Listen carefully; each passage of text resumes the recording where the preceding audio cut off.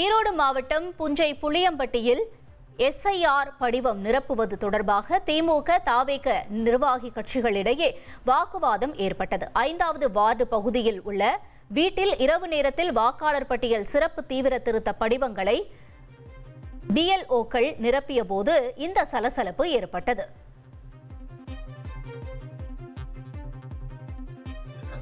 தேர்தல் ஆணையத்துல என்ன பதில் வந்துச்சு? அதாவது ஃபார்ம் ஃபில் அப் பண்றதுக்கு 1008 ரூல்ஸ் போட்டாங்க.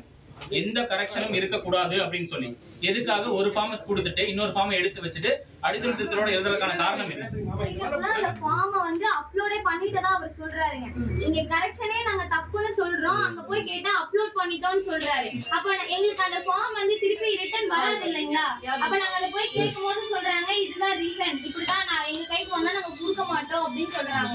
எப்படி சூப்பரேஷன் சொன்னீங்களா? அந்த அண்ணன் எங்க கண்ணு முன்னாடியே இங்க அடிச்சு விட்டு அங்க மாத்தி எழுதுறாங்க. 2 இடத்துலயும் தந்தை இடத்துல தாத்தா பேரும், உறவினர் இடத்துல அப்பா பேரும் எழுதி இருக்காங்க. அதை அடிச்சு விட்டு எங்க கண்ணு முன்னாடி எழுதுறாங்க. எப்படி அந்த ஃபார்ம் அடிச்சு விட்டு எப்படி சொல்லுவோம்? நீங்க தான சொன்னீங்க அடித்தளத்துல இருக்க கூடாதுன்னு சொன்னீங்களா?